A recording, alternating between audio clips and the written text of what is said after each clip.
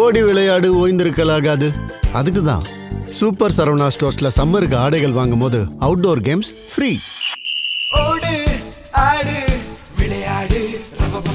Super Saravana stores summer கோடையை கொண்டாடலாம்.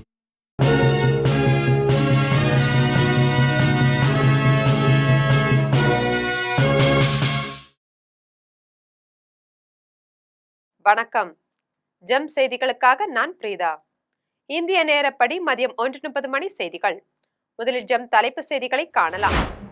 தொகுதி மறுவரைக்கு எதிராக தமிழ்நாட்டில் நாளை கருப்பு கொடி போராட்டம் என மு.க. ஸ்டாலின் அறிவிப்பு.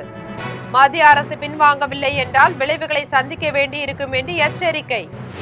மகளிர் இட ஒதுக்கீட்டுக்காக தொகுதி எண்ணிக்கையை உயர்த்தி பிறகு மக்கள் தொகை விகிதாச்சாரப்படி மாற்றக்கூடும். தமிழ்நாட்டுக்கு தொகுதிகள் குறையும், உத்தரப்பிரதேசத்துக்கு அதிகரிக்கும் என்று காங்கிரஸ் தலைவர் ப. சிதம்பரம் கருத்து. பீகாரின் புதிய முதலமைச்சராக பாரதிய ஜனதா கட்சியின் சாம்ராட் சௌத்ரி பதவியேற்பு. ஐக்கிய ஜனதா தளத்தின் விஜேந்திர பிரசாத், விஜயகுமார் சௌத்ரி ஆகியோர் துணை முதலமைச்சர்களாக பதவியேற்பு. கேரளத்தில் மேடம் மாத பிறப்பையொட்டி கோவில்களிலும் வீடுகளிலும் விசு கனி காணும் நிகழ்ச்சி. குழந்தைகள் முதல் பெரியவர்கள் வரை கைநீட்டம் எனும் பெயரில் பணம் வாங்கி மகிழ்ச்சி. ஈரானில் அப்பாவி மக்கள் கொல்லப்பட்டதை யாரேனும் போப் லியோவுக்கு எடுத்து சொல்ல வேண்டும் என ட்ரம்ப் பதிவு. அமெரிக்க நிர்வாகத்துக்கு தான் அஞ்ச போவதில்லை என்று போப் பதிலடி. தமிழ்நாட்டில் கிழக்கு கடற்கரை பகுதிகளில் நடைமுறைக்கு வந்தது மீன்பிடி தடைக்காலம். கன்னியாகுமரி சின்னமுட்டம் மீன்பிடி துறைமுகத்தில் 350 விசைப்படகுகள் நிறுத்தி வைப்பு.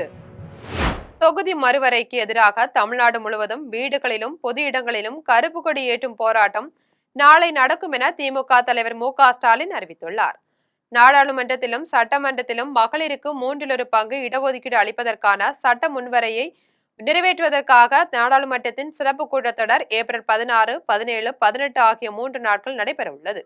மகளிர் ஒதுக்கீட்டுக்காக 50 விழுக்காடு இடங்களை முதலில் அதிகரித்துவிட்டு பிறகு மக்கள் தொகை விகிதத்தின் அடிப்படையில் தொகுதிகளின் மறுவரை செய்யப்பட்டால் தமிழ்நாடு, கேரளம், கர்நாடகம், தெலுங்கானா, ஆந்திரம் மாநிலங்களின் பிரதிநிதித்துவம் குறையும் என்றும் அஞ்சப்படுகிறது.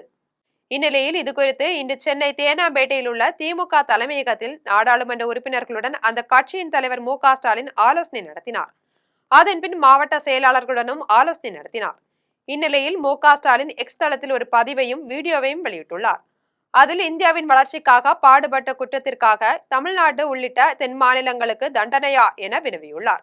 மத்திய பாஜக அரசு நாளை நாடாளுமன்றத்தில் கொண்டுவரவுள்ள தொகுதி மறுவரை சட்ட திருத்தம் தமிழ்நாட்டுக்கும் தென் மாநிலங்களுக்கும் இழைக்கப்படும் மாபெரும் வரலாற்று அநீதி என குறிப்பிட்டுள்ளார். விந்திய மலைக்கு தெற்கே உள்ள தென்னிந்தியர் ஒவ்வொருவரும் கொதித்து போயிருப்பதாகவும் பாஜக நெருப்போடு விளையாடுவதாகவும் குறிப்பிட்டுள்ளார். தொகுதி மறுவரைக்கு எதிராக தமிழ்நாடு முழுவதும் வீடுகளிலும் பொது இடங்களிலும் கருப்பு கொடி ஏற்றும் போராட்டம் நாளை நடக்கும் என அறிவித்துள்ளார். தமிழ்நாட்டின் குரலை மதித்து மத்திய அரசு பின்வாங்கவில்லை என்றால் அதற்கான விளைவுகளை சந்திக்க வேண்டியிருக்கும் என்றும் இதற்காக மிகப்பெரிய விலையை கொடுக்க வேண்டியிருக்கும் என்றும் எச்சரித்துள்ளார். கொண்டு வர போறாங்க. இதைத்தான் எங்களுக்கு கிடைக்கப்படும் மாபெரும் அநீதி என சொல்றோம். மக்கள் தொகையை கட்டுப்படுத்தினதுக்காக தென் மாநிலங்களுக்கு தண்டனை, இது தேச நலனுக்காக, தேச வளர்ச்சிக்காக நாங்கள் துணை நின்னா எங்களுடைய அரசியல் உரிமையை பறிப்பீங்களா? இதை விட கொடுமை என்ன இருக்க முடியும்? பிரதமர் மோடி அவர்களே, தமிழர்களையும் தென் மாநில மக்களையும் 2ஆம் தர குடிமக்களாக பார்க்குறீங்க. டெல்லி பாஜகவுக்கு தமிழர்கள் யாருன்னு காட்ட வேண்டிய நேரம் வந்துருச்சு. தமிழ்நாட்டின் குரல் வலையை நெருக்க நினைக்கும் ஒன்றிய பாஜக அரசுக்கு எதிராக தமிழ்நாட்டில் இருக்க ஒவ்வொரு குடும்பமும் தங்கள் எதிர்ப்பை தெரிவிக்க வேண்டிய நேரம் வந்தாச்சு. மகளிர் இட ஒதுக்கீட்டுக்காக தமிழகத்தில் மக்களவை தொகுதிகளின் எண்ணிக்கையை முதலில் 58ஆக உயர்த்தி பிறகு மக்கள் தொகை விகிதாச்சாரப்படி 46ஆக குறைக்கக்கூடும் என்று காங்கிரஸ் மூத்த தலைவர் ப. சிதம்பரம் அச்சம் தெரிவித்துள்ளார். கோவையில் காங்கிரஸ் மூத்த தலைவரும் முன்னாள் மத்திய அமைச்சருமான ப. சிதம்பரம் செய்தியாளர்களிடம் பேசினார். அப்போது நாடாளுமன்றத்தை அவசரமாக கூட்டுவதை எதிர்ப்பதாகவும் மக்களவை தொகுதிகளின் எண்ணிக்கையை அதிகரித்து பின் மறுசீரமைப்பு என சொல்வது மாயை என்றும் தெரிவித்தார். மறுவரையறை என்றால் உடனடியாக தெரிந்துவிடும் என்றும் தமிழ்நாட்டில் இப்போதுள்ள 39 தொகுதி என்பது 32ஆக குறையும் என்றும் அச்சம் தெரிவித்தார்.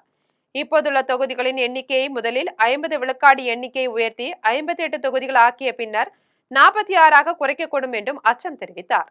அதே நேரத்தில் உத்தரப்பிரதேசத்தில் 80 மக்களவை தொகுதி 120 தொகுதியாக உயரும் என்றும் மறுவரையறைக்கு பின் அங்கு மேலும் 140 தொகுதிகளாக உயரும் என்றும் இது தென் மாநிலங்களை மிக மிக பாதிக்கும் என்றும் கூறினார்.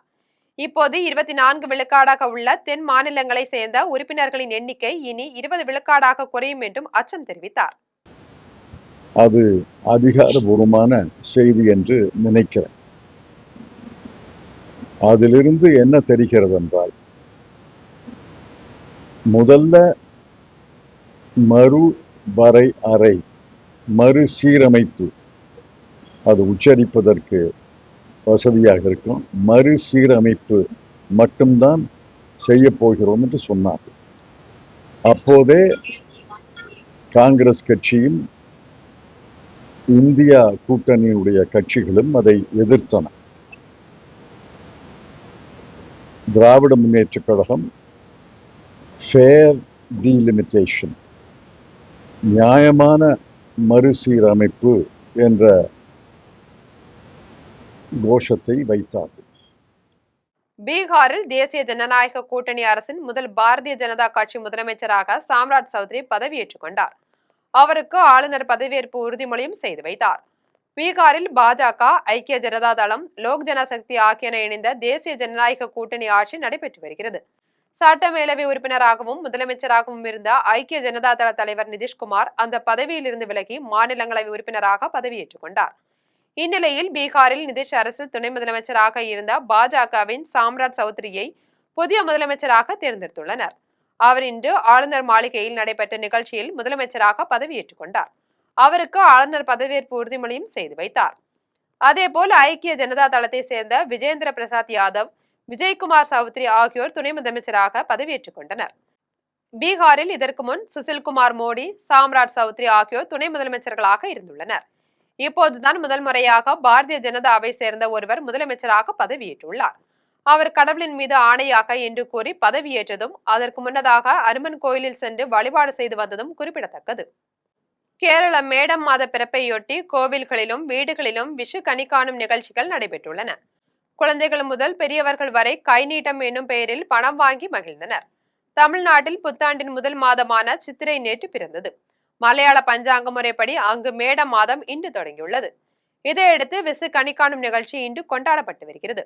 குறிப்பாக மலையாள மக்கள் தங்கள் வீடுகளிலும் ஆலயங்களிலும் முக்கனிகளையும் காய்கறிகளையும் கனி கொன்றை பூவுடன் இறைவனுக்கு படைத்து அதிகாலையில் குழந்தைகளுடன் விசு கனி கண்டனர்.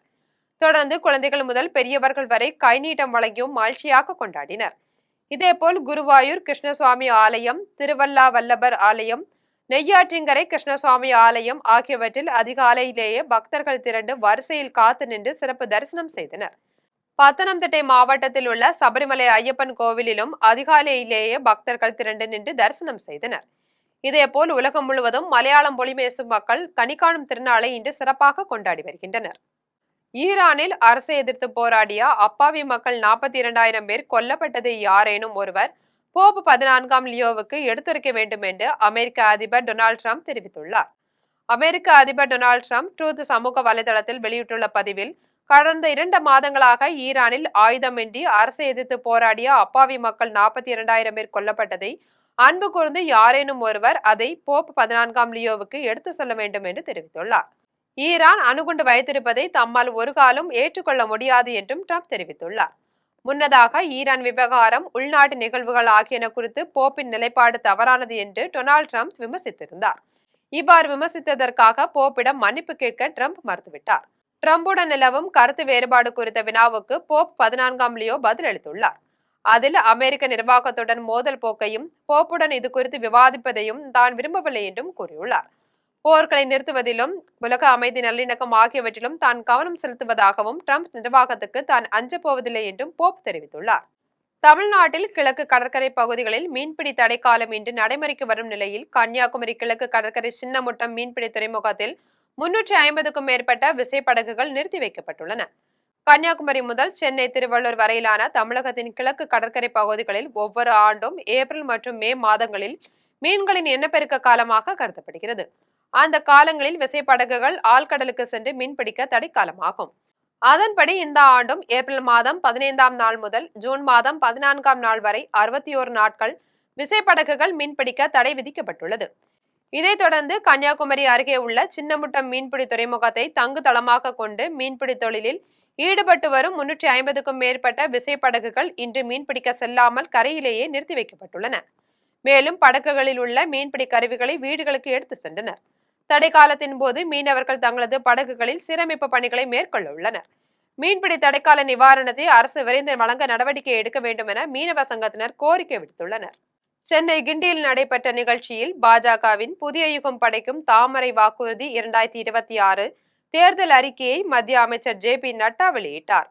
சென்னை கிண்டியில் நடைபெற்ற விழாவில் மத்திய அமைச்சர் JP நட்டா பாஜகவின் 16 பாகங்கள் கொண்ட தேர்தல் அறிக்கையை வெளியிட்டார். இவ்விழாவில் நயினார் நாகேந்திரன் பேசிய போது, தமிழகத்தில் 5 ஆண்டுகளாக நடைபெற்ற கொடுங்கோல் ஆட்சி முடிவுற்றதால் மே 4ஆம் தேதி ஆளப்போகும் கூட்டணியாக தங்கள் கூட்டணி இருக்கும் என்று தெரிவித்தார். தமிழகத்தில் கடந்த 5 ஆண்டுகளாக நடைபெற்ற ஒரு கொடுங்கோல் ஆட்சி, ஒரு குடும்ப ஆட்சி, ஒரு மக்களுக்கு விரோதமான ஒரு ஆட்சி. அந்த ஆட்சி தொடரக்கூடாது, அதனுடைய காலகட்டமும் முடிந்துவிட்டது. வருகிற 23ஆம் தேதி நடைபெறுகிற தேர்தலில் தேசிய ஜனநாயக கூட்டணி வெல்ல வேண்டும். இதையடுத்து JP நட்டா பேசிய போது, தமிழ்நாட்டில் திமுகவின் குடும்ப ஆட்சி நடந்து வருவதாகவும், செந்தில் பாலாஜி, KN நேரு உள்ளிட்டோரை குற்ற வழக்குகளில் இருந்து திமுக காப்பாற்றி வருவதாகவும், தமிழ்நாடு வளர்ச்சிக்காக பிரதமர் மோடி நிதிகளை அதிகமாக வழங்கியுள்ளதாகவும் தெரிவித்தார். தொடர்ந்து அண்ணாமலை பேசிய போது, 16 பாகங்களாக வெளியிட்டுள்ள தேர்தல் அறிக்கையில் 27 வாக்குறுதிகள் மிக முக்கியமானதாகவும் மத்திய மாநில அரசுகள் இணைந்து நிறைவேற்றும் என்றும் தெரிவித்தார். பின்னர் செய்தியாளர்களை சந்தித்த JP நட்டா, திருப்பரங்குன்றத்தில் நீதிமன்ற தீர்ப்பை அமல்படுத்தாத திமுக தர்மத்தை புறக்கணிக்கிறது என்றும், போதைப் பொருளை கட்டுப்படுத்த டபுள் இன்ஜின் சர்க்கார் வேண்டும் என்றும் தெரிவித்தார். மேலும் EPS முதலமைச்சராக அமரும் போது மதுரை கோவை மெட்ரோ நிச்சயம் வரும் என தெரிவித்தார். உறுதியோடு வேலை செய்யும்.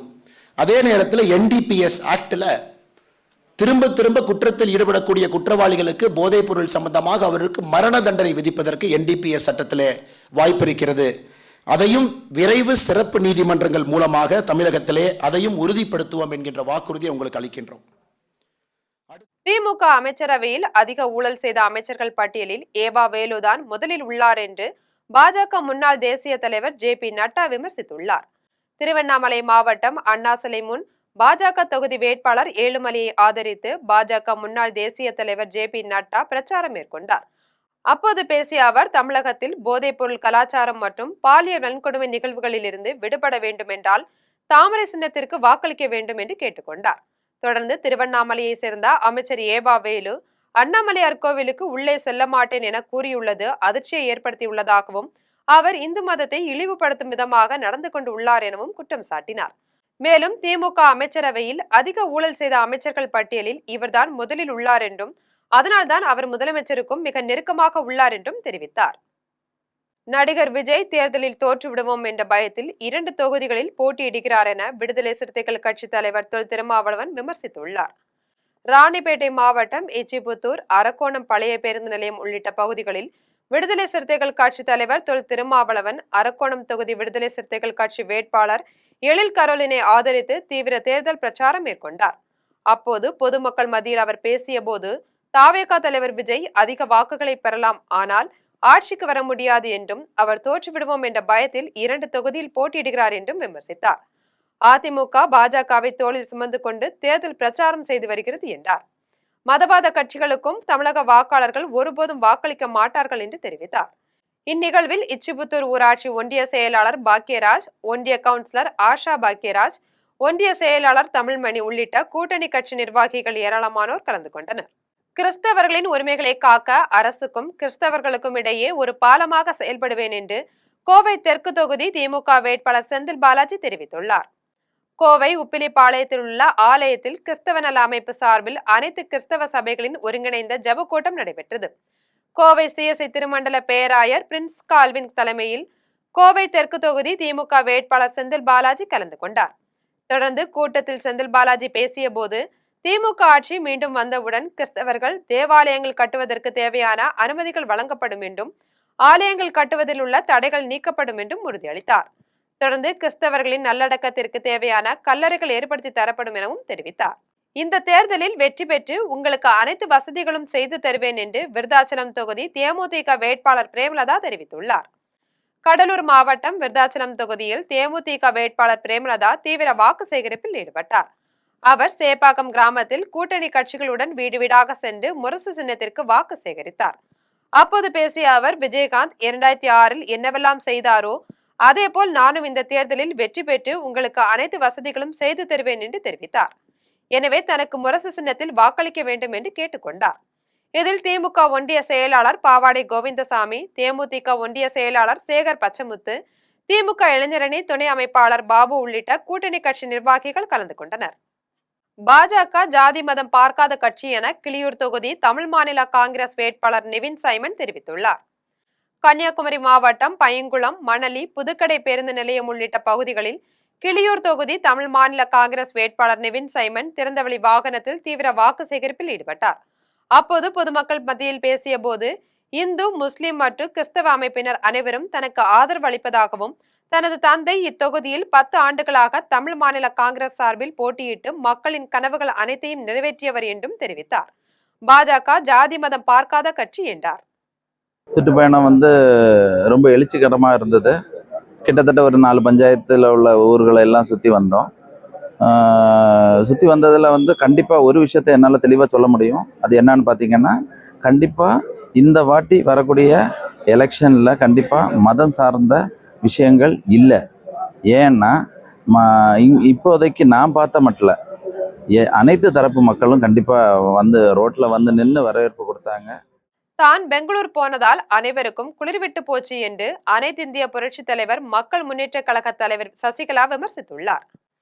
திருவாரூர் மாவட்டம் மன்னார்குடியில் அனைத்து இந்திய புரட்சி தலைவர் மக்கள் முன்னேற்ற கழக தொகுதி வேட்பாளர்கள் ராசுபிள்ளை, லிங்கேஸ்வரன் ஆகியோரை ஆதரித்து கட்சியின் தலைவர் சசிகலா பிரச்சாரம் மேற்கொண்டார். அப்போது பேசிய அவர், திமுக கடன் வாங்கி தமிழ்நாட்டு மக்கள் மீது சுமத்தி உள்ளார்கள் என்று குற்றம் சாட்டினார். தொடர்ந்து, அம்மா இருந்தவரை அமைதியாக இருந்தார்கள், தான் இருந்தாலும் அப்படித்தான் இருந்திருப்பார்கள். ஆனால் தான் பெங்களூர் போனதால் தான் அனைவருக்கும் குளிர்விட்டு போச்சு என்று விமர்சித்தார். மேலும் திமுக அரசை மீண்டும் ஆட்சிக்கு கொண்டு வரக்கூடாது என்றும் தெரிவித்தார். கடன் வாங்கி தமிழ்நாட்டு மக்கள் மேல ஒவ்வொருத்தர் தலையிலையும் 2 லட்சம் ரூபாய வச்சிருக்காங்க. உங்க வீட்டுல ஒரு குழந்தை பிறகுதுன்னா அது தலையில 2 லட்சத்தோட தான் பிறகுது. இதுதான் நிலைமை. திமுக மீண்டும் ஆட்சிக்கு வந்துவிட்டால் நம்முடைய வருங்கால குழந்தைகள் வாழ்க்கை கேள்விக்குறியாகிவிடும் என்று தருமபுரி தொகுதி பாமக வேட்பாளர் சௌமியா தெரிவித்துள்ளார். தருமபுரி சட்டமன்ற தொகுதியில் பாமக வேட்பாளர் சௌமியா தீவிர வாக்கு சேகரிப்பில் ஈடுபட்டார். அவர் சவளூர், சேசம்பட்டி உள்ளிட்ட பல்வேறு பகுதிகளில் கூட்டணி கட்சி நிர்வாகிகளுடன் வீடு வீடாக சென்று மாம்பழம் சின்னத்திற்கு வாக்கு சேகரித்தார். அப்போது பேசிய அவர், தப்பி தவறி கூட திமுகவிற்கு ஓட்டு போட வேண்டாம் என்றும், அப்படி திமுக மீண்டும் ஆட்சிக்கு வந்துவிட்டால் நம்முடைய வருங்கால குழந்தைகள் வாழ்க்கை கேள்விக்குறியாகிவிடும் என்றும் தெரிவித்தார். எனவே மாம்பழ சின்னத்துக்கு வாக்களியுங்கள் என கூறினார். இதில் முன்னாள் சட்டமன்ற உறுப்பினர் வெங்கடேஸ்வரன், அமமுக மாவட்ட செயலாளர் ராஜேந்திரன், பாஜக மாவட்ட செயலாளர் சரவணன் உள்ளிட்ட கூட்டணி கட்சி நிர்வாகிகள் கலந்து கொண்டனர். அதாவது 10,000 ரூபாய் தேர்தல் முடிந்தவுடன் எல்லோருடைய வங்கி கணக்கில் போடப்படும். மகளிருக்கு ஊக்கத்தொகையாக 2,000 ரூபாய் மாசம் தரப்படும். முதியோருக்கு 2,000 ரூபாய் பென்ஷன் உயர்த்தி தரப்படும். ரேஷன் கடையில் அரிசியோட பருப்பும் எண்ணெயும் விலையில்லாமல் கொடுக்கப்படும். வீட்டுக்கு ஒரு ஃப்ரிட்ஜ், 3 கேஸ் சிலிண்டர். அது வருஷத்துக்கு ஒரு ஃப்ரிட்ஜ் எப்பயுமே, கேஸ் சிலிண்டர் என்பது வருஷத்துக்கு 3 முறை இலவசமாக தரப்படும். வெள்ளிவாயல், சாவடி கொண்டக்கரை, சுப்பாரெட்டிப்பாளையம், கவுண்டர்பாளையம் உள்ளிட்ட பகுதிகளில் பொன்னேரி தனித்தொகுதி காங்கிரஸ் வேட்பாளர் துரை சந்திரசேகர் தீவிர வாக்கு சேகரிப்பில் ஈடுபட்டார். திருவள்ளூர் மாவட்டம் வெள்ளிவாயல், சாவடி கொண்டக்கரை, சுப்பாரெட்டிப்பாளையம், கவுண்டர்பாளையம், மேலூர், அத்திப்பட்டு உள்ளிட்ட பகுதிகளில் பொன்னேரி தனித்தொகுதி காங்கிரஸ் வேட்பாளர் துரை சந்திரசேகர் தீவிர வாக்கு சேகரிப்பில் ஈடுபட்டார். அப்போது சாலை வசதிகள், மேம்பாலங்கள், குடிநீர் அனைத்தையும் கடந்த 5 ஆண்டுகளில் செய்து கொடுத்ததற்கு அப்பகுதி மக்கள் நன்றி தெரிவித்தும் மாலை அணிவித்தும் உற்சாக வரவேற்பு அளித்தனர்.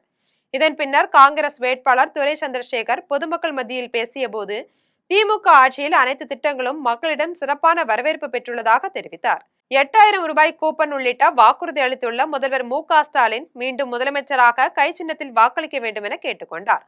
பொன்னேரி தொகுதியில் இன்னும் சில பகுதிகளில் பணிகள் மீதமுள்ள நிலையில் தான் மீண்டும் வெற்றி பெற்றவுடன் 6 மாதங்களுக்குள் பணிகளை முடித்து தரப்படும் என்றும் வாக்குறுதி அளித்தார். இந்நிகழ்வில் மாவட்ட பொறுப்பாளர் ரமேஷ்ராஜ், ஒன்றிய செயலாளர் உதயசூரியன், யுவராஜ், ஜெயபிரகாஷ், அத்திப்பட்டு கதிர்வேல், முன்னாள் சேர்மன் ரவி, கிளை செயலாளர் ரமேஷ், நந்தியம்பாக்கம் கலாவதி, ஒன்றிய துணை செயலாளர் செல்வமணி, அத்திப்பட்டு புருஷோத்தமன், சாய் சரவணன் உள்ளிட்ட கூட்டணி கட்சி நிர்வாகிகள் கலந்து கொண்டனர்.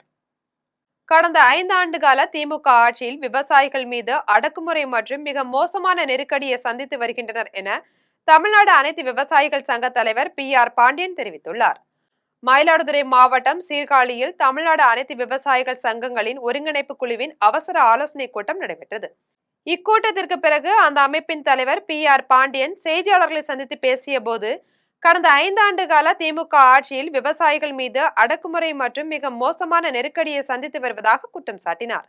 உரிமைகளுக்காக போராடும் விவசாயிகள் சிறையில் அடைக்கப்பட்டு பொய் வழக்குகள் சுமத்தப்பட்டு சித்திரவதை செய்யப்படுகின்றனர் என்றார்.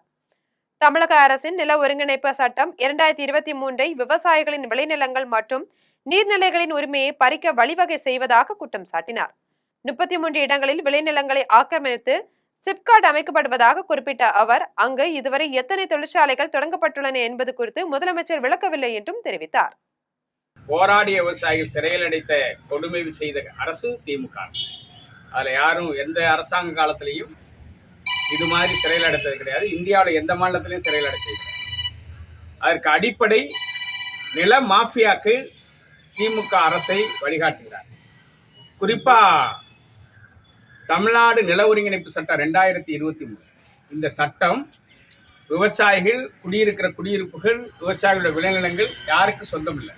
அந்த விளைநிலங்களை ஒட்டி ஓடுகிற ஆறுகள், குளம், குட்டைகள், ஏரிகள் உள்ளிட்ட நீர்நிலைகள் யாருக்கு சொந்தம் இல்லைன்னு அந்த சட்டம் சொல்லுது. அந்த சட்டத்தை அடிப்படையாக வச்சுதான் தமிழ்நாட்டில் பல்வேறு திட்டங்கள் எடுத்திருக்காங்க.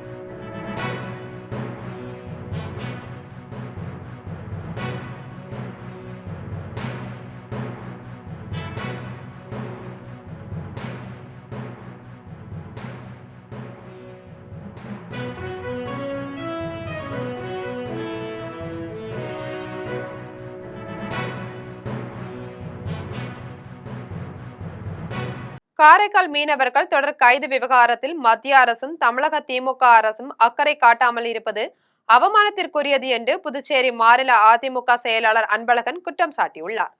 புதுச்சேரி மாநிலம் உப்பளத்தில் உள்ள அதிமுக தலைமை அலுவலகத்தில் அதிமுக மாநில செயலாளர் அன்பழகன் செய்தியாளர்களை சந்தித்து பேசினார்.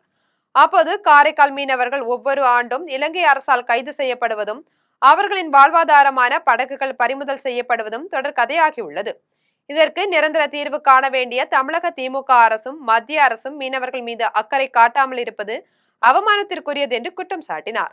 சமீபத்தில் இலங்கைக்கு மனிதாபிமான அடிப்படையில் கோடிக்கணக்கான ரூபாய் மதிப்பிலான உணவு மற்றும் மருந்துகளை வழங்கிய முதல்வர் ஸ்டாலின் அதே உரிமையோடு இலங்கை அரசிடம் பேசி மீனவர்களை விடுவிக்க நடவடிக்கை எடுக்க வேண்டும் என வலியுறுத்தினார். மேலும் முடிந்தால் தனது தங்கை கனிமொழியை இலங்கைக்கு தூது அனுப்பி அந்நாட்டு பிரதமரிடம் பேசி மீனவர் பிரச்சினைக்கு தீர்வு காண வேண்டும் என கேட்டுக்கொண்டார். இது சம்பந்தமாக தொடர்ந்து அந்தந்த மாநில முதல்வர்கள் மத்திய அரசுக்கு கடிதம் எழுதுவதும் அதன் மீது எந்த விதமான நடவடிக்கை எடுக்காம ஒரு 3 மாசம் 4 மாசம் ஜெயிலில் இருந்துட்டு அவங்க ஜாமீன்ல வரதும் அவங்களுடைய வாழ்வாதாரமே இன்றைக்கு கேள்விக்குறியாக்கி உள்ளது. இலங்கையில சமீபத்தில் ஏற்பட்ட தொடர் மழையாலும் வெள்ளத்தாலும் ஏற்பட்ட பாதிப்பின் போது தமிழகத்தினுடைய முதலமைச்சர் ஸ்டாலின் அவர்கள் இலங்கை ஒரு வெளிநாடு என்பதை கூட மறந்துவிட்டு கொடைக்கானல் பகுதியில் வாக்கு சேகரிப்பில் ஈடுபட்ட தாவேகா வேட்பாளர் பிரவீன்குமார் தனக்கு வாக்களித்து விஜய்க்கு ஒருமுறை வாய்ப்பளித்தால் மக்களின் அனைத்து பிரச்சனைகளுக்கும் தீர்வு காண்பேன் என உறுதியளித்தார். திண்டுக்கல் மாவட்டம் கொடைக்கானல் பகுதிகளில் தமிழக வெற்றி கழகத்தின் பழனி தொகுதி வேட்பாளர் பிரவீன்குமார் தீவிர வாக்கு சேகரிப்பில் ஈடுபட்டார். அப்போது செய்தியாளர்களிடம் பேசிய அவர், கடந்த கால ஆட்சிகளில் கொடைக்கானல் மக்களுக்கு தேவையான சாலை மற்றும் அடிப்படை வசதிகள் செய்யப்படவில்லை என்றும் வனவிலங்கு தாக்குதல்களுக்கு நிரந்தர தீர்வு காணப்படவில்லை என்றும் குற்றம் சாட்டினார். தான் அதே பகுதியை சேர்ந்தவன் என்பதால் மக்களின் தேவைகளை நன்கு அறிவேன் என குறிப்பிட்ட அவர், விஜய்க்கு ஒருமுறை வாய்ப்பளித்தால் தாவேக ஆட்சியில் அனைத்து பிரச்சனைகளும் தீர்க்கப்படும் என்றும் மக்களிடையே எழுந்துள்ள பெரும் ஆதரவால் தாவேக உறுதியாக ஆட்சி அமைக்கும் என்றும் நம்பிக்கை தெரிவித்தார். நான் நிறைய இன்னும் அடிப்படை வசதி இங்கே எதுவுமே இல்லைங்களா. கிட்டத்தட்ட 10 வருஷமா இங்கே எம்எல்ஏ வந்து டிஎம்கே காரங்க, அவர் திண்டுக்கல் காரங்க. இப்பயும் பார்த்தீங்கன்னா தேசிய முன்னேற்றத்தில் வந்து பழனி மண்ணின் மைந்தனுக்கு யாருமே சீட்டு கொடுக்கணும், அவர் திண்டுக்கல் காரங்க தான் கொடுத்துருக்காங்க. பழனி மண்ணின் மைந்தனா எனக்கு இங்கே கொடைக்கானல் அடிப்படை வசதி எல்லாமே எனக்கு தெரியுங்கண்ணா. ரோடு வசதி, தண்ணி வசதி, ஃபர்ஸ்ட்டு வியாபாரிகள் நலன் காக்கப்படுங்கண்ணா. ரோடு வந்து நல்லா போட்டு தரப்படுங்கண்ணா. டிராஃபிக் இல்லாத கொடைக்கானல உருவாக்கப்படும், சுற்றுச்சூழல் காக்கப்படும். தான் திருத்துறைப்பூண்டி சட்டமன்ற உறுப்பினராக இருந்தபோது பல்வேறு அரசு நலத்திட்டங்கள் அரசிடமிருந்து பெற்று வழங்கியுள்ளேன் என்று இந்திய மார்க்சிஸ்ட் கம்யூனிஸ்ட் கட்சி வேட்பாளர் மாரிமுத்து தெரிவித்துள்ளார். திருவாரூர் மாவட்டம் திருத்துறைப்பூண்டி தொகுதியில் இந்திய மார்க்சிஸ்ட் கம்யூனிஸ்ட் கட்சி வேட்பாளர் மாரிமுத்து தீவிர வாக்கு சேகரிப்பில் ஈடுபட்டார். அவர் கோட்டூரில் கூட்டணி கட்சிகளுடன் வீடு வீடாக சென்று கதிர் அறிவாள் சின்னத்திற்கு வாக்கு சேகரித்தார். அப்போது பேசிய அவர், தான் திருத்துறைப்பூண்டி சட்டமன்ற உறுப்பினராக இருந்தபோது பல்வேறு அரசு நலத்திட்டங்கள் அரசிடமிருந்து பெற்று வழங்கியுள்ளேன். இதேபோல் திருத்துறைப்பூண்டி பகுதிகளை மேம்படுத்திட தன்னை வெற்றி பெற செய்ய வேண்டும் என்று பொதுமக்களிடம் கேட்டுக்கொண்டார். குடியாத்தம் RS சாலையில் உள்ள அம்பேத்கர் சிலைக்கு பல்வேறு அரசியல் கட்சியினர் மாலை அணிவித்து மரியாதை செலுத்தினர். வேலூர் மாவட்டம் RS சாலையில் உள்ள அம்பேத்கர் சிலைக்கு குடியாத்தம் தொகுதி அதிமுக வேட்பாளர் பரிதா, கேவிக்குப்பம் தொகுதி புரட்சி பாரத கட்சி வேட்பாளர் ஜெகன்மூர்த்தி ஆகியோர் மாலை அணிவித்து மரியாதை செலுத்தினர். இதில் அதிமுக நகர் செயலாளர் பழனி, புரட்சி பாரத கட்சி மாவட்ட செயலாளர் மேகநாதன், ஒன்றிய செயலாளர்கள் சிவா, ரமேஷ்குமார் உள்ளிட்டோர் கலந்து கொண்டனர். இதேபோல் விடுதலை சிறுத்தைகள் கட்சி சார்பில் மாநில நிர்வாகி செல்லப்பாண்டியன் கலந்து கொண்டு அம்பேத்கர் சிலைக்கு மாலை அணிவித்தார். இந்நிகழ்வில் மாவட்ட செயலாளர் குமரேசன், செய்தி தொடர்பாளர் ராஜேஷ் உள்ளிட்ட பலர் உடனிருந்தனர். தொடர்ந்து குடியாத்தம் சட்டப்பேரவை உறுப்பினர் அமல விஜயன் தலைமையில் திமுகவினர் மாலை அணிவித்து மரியாதை செலுத்தினர். அப்போது நகராட்சி உறுப்பினர் மனோஜ், பஞ்சாயத்து தலைவர் சக்திதாசன், சத்யமூர்த்தி, அன்பு உள்ளிட்ட பலர் கலந்து கொண்டனர். ஸ்ரீபெரும்புதூரில் நடைபெற்ற அம்பேத்கர் மக்கள் நீதி இயக்க பொதுக்கூட்டத்தில் வைரமுத்து தன் விருப்ப மனுவை திரும்ப பெற்றுக் கொண்டதாக அறிவித்ததோடு அம்பேத்கரின் 135வது பிறந்த நாளை கட்சி நிர்வாகிகளுடன் கொண்டாடினார். காஞ்சிபுரம் மாவட்டம் ஸ்ரீபெரும்புதூரில் அம்பேத்கர் மக்கள் நீதி இயக்கத்தின் கொள்கை விளக்க பொதுக்கூட்டம் வைரமுத்து தலைமையில் நடைபெற்றது. இக்கூட்டத்தில் கோயில் இடங்களை ஒரு குடும்பத்தினர் ஆக்கிரமிப்பு செய்வதற்கு சில அரசியல்வாதிகள் துணை போவதாக குற்றம் சாட்டிய வைரமுத்து தான் தேர்தலில் போட்டியிட அளித்த விருப்ப மனுவை திரும்ப பெற்றுக் கொண்டதாக அறிவித்தார். மேலும் மக்கள் மாற்றம் தரும் கட்சிகளுக்கு வாக்களிக்குமாறு கேட்டுக்கொண்ட அவர் டாக்டர் அம்பேத்கரின் 135வது பிறந்த நாளை கட்சி நிர்வாகிகளுடன் கேக் வெட்டி கொண்டாடினார். ஆலங்குடியில் தேர்தல் பரப்புரை செய்த சசிகலா திமுக அரசின் கடன் சுமையை விமர்சித்ததோடு மகளிர் நலத்திட்டங்களை செயல்படுத்துவேன் என வாக்குறுதி அளித்தார். புதுக்கோட்டை மாவட்டம் ஆலங்குடியில் அஇஅதிமுக வேட்பாளர் புஷ்பராஜை ஆதரித்து அக்கட்சியின் பொதுச் செயலாளர் சசிகலா தென்னந்தோப்பு சின்னத்திற்கு வாக்கு சேகரித்தார். அப்போது பேசிய அவர், திமுக அரசு கடந்த 5 ஆண்டுகளில் தமிழ்நாட்டு மக்கள் ஒவ்வொரு நபர் மீதும் 2 லட்சம் ரூபாய் கடன் சுமையில் தள்ளியுள்ளதாக குற்றம் சாட்டியதுடன் தற்போதைய தேர்தல் அறிக்கைகள் மக்களை ஏமாற்றும் ஊதாரித்தனமானவை என்றும் விமர்சித்தார். மேலும் எம்ஜிஆர் ஜெயலலிதா வழியில் சிக்கன நடவடிக்கைகளை மேற்கொண்டு பெண்களுக்கு ஆடு, மாடு மற்றும் கோழி பண்ணைகள் அமைத்தல், 2 லட்சம் அரசு வேலை வாய்ப்புகள் மற்றும் புற்றுநோய் சிகிச்சை மையங்கள் அமைப்பதே தனது இலக்கு என்றும் உறுதியளித்தார். முன்னதாக அம்பேத்கர் சிலைக்கு காரில் இருந்தபடியே மாலையை தொட்டு கொடுத்து நிர்வாகிகளை அணிய செய்தது சர்ச்சையை ஏற்படுத்தியது. அருப்புக்கோட்டையில் வீடு வீடாக சென்ற திமுகவினர் மகளிர் உரிமை தொகை உள்ளிட்ட சாதனைகளை எடுத்து கூறி அமைச்சர் ராமச்சந்திரனுக்கு ஆதரவாக உதயசூரியன் சின்னத்திற்கு வாக்கு சேகரித்தனர். விருதுநகர் மாவட்டம் அருப்புக்கோட்டை சட்டமன்ற தொகுதியில் போட்டியிடும் திமுக வேட்பாளர் அமைச்சர் ராமச்சந்திரனுக்கு ஆதரவாக முன்னாள் நகர்மன்ற தலைவர் சிவபிரகாசம் தலைமையில் திமுகவினர் தீவிர வாக்கு சேகரிப்பில் ஈடுபட்டனர். குளிவீட்டார் தெரு, MB சுப்பன் தெரு உள்ளிட்ட பகுதிகளில் வீடு வீடாக சென்று உயர்த்தி வழங்கப்பட உள்ள மகளிர் உரிமை தொகை, 2000 ரூபாய் மற்றும் விடியல் பயண திட்டம் உள்ளிட்ட திமுக அரசின் சாதனைகளை எடுத்து கூறி உதயசூரியன் சின்னத்திற்கு வாக்கு திரட்டினர். கன்னியாகுமரி மாவட்ட NDA கூட்டணி வேட்பாளர்களை ஆதரித்து பிரதமர் மோடி நாகர்கோயிலில் வாகன பேரணி மூலம் வாக்கு சேகரிக்க உள்ளார். கன்னியாகுமரி மாவட்டத்தில் தேசிய ஜனநாயக கூட்டணி வேட்பாளர்களை ஆதரித்து வாக்கு சேகரிக்க பிரதமர் நரேந்திர மோடி வருகை தருகிறார். திருவனந்தபுரத்தில் இருந்து ஹெலிகாப்டர் மூலம் கன்னியாகுமரி வரும் அவர் நாகர்கோவில் வேப்பமூடு சந்திப்பில் இருந்து எம்ஜிஆர் சிலை வரை வாகன பேரணி மூலம் பொதுமக்களை சந்தித்து ஆதரவு திரட்டுகிறார். பிரதமரின் வருகையை முன்னிட்டு வெடிகுண்டு நிபுணர்கள் மற்றும் மோப்பநாய் உதவியுடன் பலத்த பாதுகாப்பு சோதனைகள் மேற்கொள்ளப்பட்டு அப்பகுதி முழுவதும் காவல்துறை கட்டுப்பாட்டுக்குள் கொண்டு வரப்பட்டுள்ளது. காரைக்குடியில் முதியவரை அவர் விருப்பத்திற்கு மாறாக கை சின்னத்திற்கு வாக்களிக்க வைத்த தேர்தல் அதிகாரிகளை கண்டித்து தமிழக வெற்றி கழகத்தினர் சாலை மறியல் போராட்டத்தில் ஈடுபட்டனர். சிவகங்கை மாவட்டம் காரைக்குடியில் வசிக்கும் முதிய தம்பதியினரான ராஜாமணி மற்றும் சீதை அம்மாள் ஆகியோரிடம் உறவினர்களை அனுமதிக்காத தேர்தல் அதிகாரிகள் ராஜாமணியின் விருப்பத்திற்கு மாறாக கை சின்னத்திற்கு வாக்களிக்க வைத்ததாக புகார் எழுந்துள்ளது. தாவேகா வேட்பாளர் பிரபுவிற்கு வாக்களிக்க விரும்பிய முதியவரை தவறாக வழிநடத்திய தேர்தல் அதிகாரிகள் மற்றும் காவல்துறையினர் மீது அவரது மருமகள் கவிதா துணை கண்காணிப்பாளர் ஆசிஸ் புனியாவிடம் புகார் அளித்தார். இதுகுறித்து மனு அளிக்க சென்ற வேட்பாளர் பிரபுவை சந்திக்க கோட்டாட்சியர் மறுத்ததால் தமிழக வெற்றி கழகத்தினர் ஆவேசத்துடன் சாலை மறியல் போராட்டத்தில் ஈடுபட்டனர். இறுதியாக தேர்தல் அலுவலர் பேச்சுவார்த்தை நடத்தி உரிய நடவடிக்கை எடுக்கப்படும் என உறுதியளித்ததை தொடர்ந்தே இந்த போராட்டம் முடிவுக்கு வந்தது. ஒரு தேர்தல் அதிகாரி இவங்க 3 பேர் வந்து ஓட்டு வாங்குவாங்கல்ல, அதில் ஒரு சிக்கல்னு சொல்லி ஃபோன் வந்துச்சு. அப்புறம் என்னன்னு கேட்டதுக்கு இந்த மாதிரி அவர் போட சொன்னது நம்ம கட்சிக்கு, ஆனால் இவங்க வந்து டிக் பண்ணது இந்த கை சின்னத்தில் டிக் பண்ணியிருக்காங்க அப்படின்னு ஒரு விஷயம் வந்துச்சு. அதை கேட்டு அந்த ஆஃபீஸர்ஸ் கிளம்புறதுக்கு முன்னாடி கேட்க போனதுக்கு அவங்கள ரொம்ப அந்த போலீஸ் ஆஃபீஸர் வந்து ரொம்ப மேன்ஹேண்டில் பண்ணிட்டார். பிடிச்சி தள்ளுறது, நீங்களே அதுக்கு வரீங்க அப்படின்னு சொல்லி ரொம்ப அதனோட வீடியோலாம் பார்த்தோம். ரொம்ப மோசமாக பிஹேவ் பண்ணியிருக்காங்க. மேல பரதாந்தநல்லூரில் அஷ்டதசபுஜ மகாலட்சுமி துர்கா பரமேஸ்வரி ஆலயத்தில் நடைபெற்ற சுமங்கலி பூஜையில் ஏராளமான பெண்கள் குடும்ப வளம் வேண்டி பூஜை செய்தனர். மயிலாடுதுறை மாவட்டம் மேல மருதாந்தநல்லூரில் உள்ள அஷ்டதசபுஜ மகாலட்சுமி துர்கா பரமேஸ்வரி ஆலயத்தில் தமிழ் வருட பிறப்பை முன்னிட்டு சுமங்கலி பூஜை நடைபெற்றது. இதில் சுவாமிக்கு சிறப்பு அபிஷேக ஆராதனைகள் நடைபெற்றது. தொடர்ந்து ஆலய வளாகத்தில் திருமணமான 108 சுமங்கலி பெண்கள் குடும்ப நலன், கணவன் ஆயுள் மற்றும் குடும்ப வளம் வேண்டி பூஜை செய்தனர். பூஜையில் சுமங்கலி பெண்களுக்கு மஞ்சள், குங்குமம், வளையல் உள்ளிட்ட மங்கள பொருட்கள் வழங்கப்பட்டது. இதில் ஏராளமான பக்தர்கள் கலந்து கொண்டு சாமி தரிசனம் செய்தனர். சத்தீஸ்கரில் கொதிகலன் வெடித்த விபத்து குறித்து தீவிர விசாரணை நடத்தப்படும் என்று பாஜக முதல்வர் விஷ்ணு தியோ சாய் தெரிவித்துள்ளார். சத்தீஸ்கரின் சக்தி மாவட்டம் சிங்கிதாரி கிராமத்தில் உள்ள வேதாந்தா மின் உற்பத்தி நிலையத்தில் கொதிகலன் வெடித்து விபத்து ஏற்பட்டுள்ளது. இந்த சம்பவத்தில் 10 தொழிலாளர்கள் உயிரிழந்துள்ளதாகவும் 40 தொழிலாளர்கள் படுகாயமடைந்த நிலையில் ராய்காட் மாவட்ட மருத்துவமனையில் சிகிச்சைக்காக அனுமதிக்கப்பட்டுள்ளனர். தொடர்ந்து கொதிகலன் வெடித்த பகுதியில் மேலும் சில தொழிலாளர்கள் சிக்கியிருக்கலாம் என கூறப்படுகிறது. அங்கு போலீசாருடன் மாவட்ட நிர்வாகம் சேர்ந்து மீட்பு பணியில் ஈடுபட்டு வருகின்றனர். இந்த விபத்து குறித்து தீவிர விசாரணை நடத்தப்படும் என்று, காரணமானவர்கள் மீதும் கடும் நடவடிக்கை எடுக்கப்படும் என்றும் பாஜகவை சேர்ந்த முதல்வர் விஷ்ணு தியோ சாய் தெரிவித்துள்ளார். கன்னியாகுமரியில் உள்ள கிருஷ்ணசுவாமி கோயிலில் விஷு பண்டிகையொட்டி விஷு கனி தரிசனம் மிக சிறப்பாக நடைபெற்றது.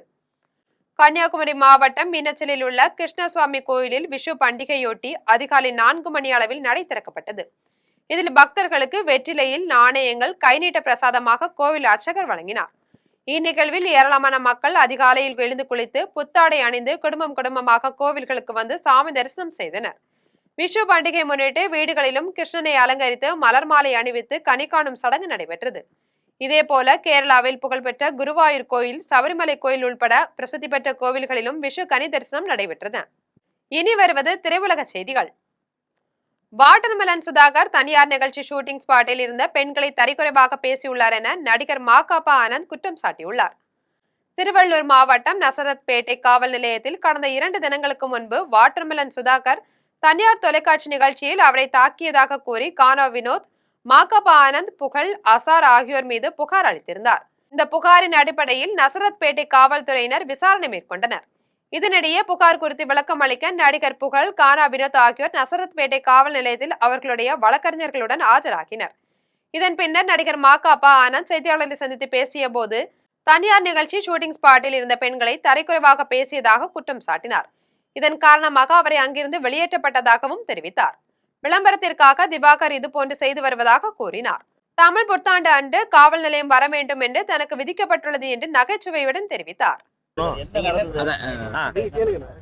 ஆனா என்ன நடந்தது அப்படின்னா, இப்போ வந்து நீங்க உங்க ஃபேமிலியோட இருக்கிறீங்க, வெளியில எங்கேயோ போறீங்க, மனைவியோட இருக்கிறீங்கன்னு வைங்களேன். அந்த சமயத்துல உங்கள் கூட இருக்கிறவங்களை பத்தியோ இல்ல கூட வந்த பெண்கள் பத்தியோ யாராவது வந்து தவறாகவோ இல்ல வந்து ஒரு கேலி கிண்டலாகவோ இல்ல ஆபாசமாகவோ பேசினா நீங்க என்ன பண்ணுவீங்க?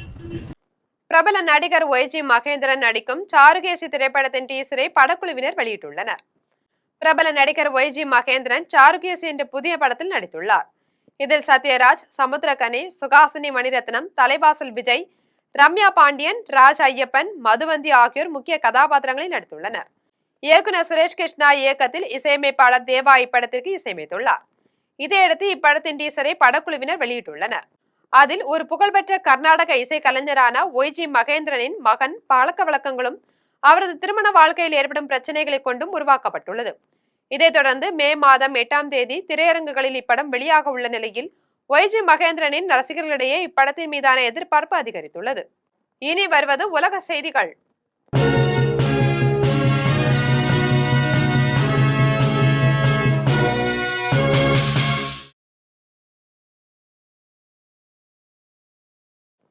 ஈரான் போர் முடிவுக்கு வரும் நிலையில் இருப்பதாக அமெரிக்க அதிபர் டொனால்டு டிரம்ப் தெரிவித்துள்ளார். அமெரிக்காவில் உள்ள வெள்ளை மாளிகையில் அதிபர் டொனால்டு டிரம்ப் செய்தியாளர்களை சந்தித்து பேசினார். அப்போது பேசிய அவர், ஈரான் மீது தற்போது தாக்குதல் நடத்துவதை நிறுத்தினால் கூட அவர்கள் நாட்டை மீண்டும் கட்டி எழுப்புவதற்கு குறைந்தபட்சம் 20 ஆண்டுகள் ஆகும் என்று விமர்சித்தார். தொடர்ந்து தாங்கள் இன்னும் முடிக்கவில்லை, என்ன நடக்கப் போகிறது என்பதை பொறுத்திருந்து பார்ப்போம் என்றும் தெரிவித்தார். மேலும் ஈரானின் அணுசக்தி திறன்களை சிதைப்பதற்கு அமெரிக்காவின் நடவடிக்கை மிகவும் அவசியமானது என்று தான் நினைப்பதாக தெரிவித்தார். எனவே ஈரான் போர் முடிவுக்கு வரும் நிலையில் இருப்பதாக கூறினார். இனி வருவது விளையாட்டுச் செய்திகள்.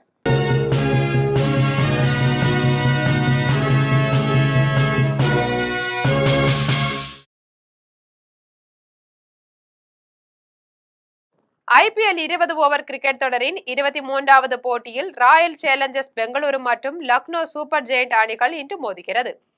பெங்களூருவில் உள்ள சின்னசாமி மைதானத்தில் 19வது IPL 20 ஓவர் கிரிக்கெட் தொடரின் 23வது போட்டி நடைபெறுகிறது. இந்த போட்டியில் ராயல் சேலஞ்சர்ஸ் பெங்களூரு மற்றும் லக்னோ சூப்பர் ஜெயண்ட் அணிகள் இன்று மோதுகிறது. இதில் பெங்களூரு அணியின் கேப்டன் ரஜத் படிதார் தலைமையிலான வீரர்களும் லக்னோ அணியின் கேப்டன் ரிஷப் பந்த் தலைமையிலான வீரர்களும் பங்கேற்கின்றனர். தொடர்ந்து இவ்விரு அணிகளும் இதுவரை 6 முறை நேருக்கு நேர் மோதியதில் பெங்களூரு அணி 4 வெற்றியையும் லக்னோ அணி 2 வெற்றியையும் கண்டுள்ளன. எனவே இன்றைய போட்டியில் யார் வெற்றி பெற போகிறார்கள் என ரசிகர்களிடையே பலத்த எதிர்பார்ப்பு உள்ளது. இனி வருவது தங்கம், வெள்ளி மற்றும் பங்குச்சந்தை விலை நிலவரம்.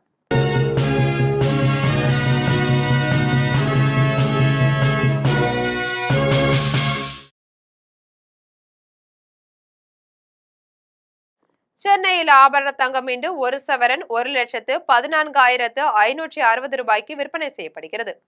சென்னையில் இன்று ஆபரண தங்கத்தின் விலை கிராமுக்கு 100 ரூபாய் அதிகரித்து 14,320 ரூபாய்க்கு விற்பனை செய்யப்படுகிறது. மேலும் 1 சவரன் 800 ரூபாய் அதிகரித்து 1,14,560 ரூபாய்க்கு விற்பனை செய்யப்படுகிறது. 24 கேரட் தூய தங்கம் 1 சவரன் 1,24,976 ரூபாய்க்கு விற்பனை செய்யப்படுகிறது. மேலும் 1 கிராம் வெள்ளி 275 ரூபாய்க்கும் 1 கிலோ வெள்ளி 2,75,000 ரூபாய்க்கும் விற்பனை செய்யப்படுகிறது. இந்திய பங்கு சந்தைகளில் வணிகம் இன்று உயர்வுடன் காணப்படுகிறது. மும்பை பங்குச்சந்தை பங்கு விலை குறியீட்டு எண் சென்செக்ஸ் 1138 புள்ளிகள் அதிகரித்து 77,986 புள்ளிகளில் வணிகமாகிறது. தேசிய பங்குச்சந்தை பங்கு விலை குறியீட்டு எண் நிப்டி 352 புள்ளிகள் அதிகரித்து 24,195 புள்ளிகளில் வணிகமாகிறது. மீண்டும் தலைப்பு செய்திகள். தொகுதி மறுவரைக்கு எதிராக தமிழ்நாட்டில் நாளை கருப்பு கொடி போராட்டம் என மு.க. ஸ்டாலின் அறிவிப்பு. மத்திய அரசு பின்வாங்கவில்லை என்றால் விளைவுகளை சந்திக்க வேண்டி இருக்கும் என்று எச்சரிக்கை. மகளிர் இட ஒதுக்கீட்டுக்காக தொகுதி எண்ணிக்கையை உயர்த்தி பிறகு மக்கள் தொகை விகிதாச்சாரப்படி மாற்றக்கூடும். தமிழ்நாட்டுக்கு தொகுதிகள் குறையும், உத்தரப்பிரதேசத்துக்கு அதிகரிக்கும் என்று காங்கிரஸ் தலைவர் ப. சிதம்பரம் கருத்து. பீகாரின் புதிய முதலமைச்சராக பாரதிய ஜனதா கட்சியின் சாம்ராட் சௌத்ரி பதவியேற்பு. ஐக்கிய ஜனதா தளத்தின் விஜேந்திர பிரசாத், விஜயகுமார் சௌத்ரி ஆகியோர் துணை முதலமைச்சர்களாக பதவியேற்பு. கேரளத்தில் மேடம் மாத பிறப்பையொட்டி கோவில்களிலும் வீடுகளிலும் விசு கனி காணும் நிகழ்ச்சி. குழந்தைகள் முதல் பெரியவர்கள் வரை கை நீட்டம் எனும் பெயரில் பணம் வாங்கி மகிழ்ச்சி. ஈரானில் அப்பாவி மக்கள் கொல்லப்பட்டதை யாரேனும் போப் லியோவுக்கு எடுத்து சொல்ல வேண்டும் என ட்ரம்ப் பதிவு. அமெரிக்க நிர்வாகத்துக்கு தான் அஞ்ச போவதில்லை என்று போப் பதிலடி. தமிழ்நாட்டில் கிழக்கு கடற்கரை பகுதிகளில் நடைமுறைக்கு வந்தது மீன்பிடி தடைக்காலம். கன்னியாகுமரி சின்னமுட்டம் மீன்பிடி துறைமுகத்தில் 350 விசைப்படகுகள் நிறுத்தி வைப்பு. இத்துடன் ஜெம் செய்திகள் நிறைவடைகின்றன. மீண்டும் ஜெம் செய்திகள் மாலை 6 மணிக்கு. உடனுக்குடன் செய்திகளை காண gemlive.tv என்ற இணையதளத்தில் இணைந்திருங்கள். நன்றி, வணக்கம்.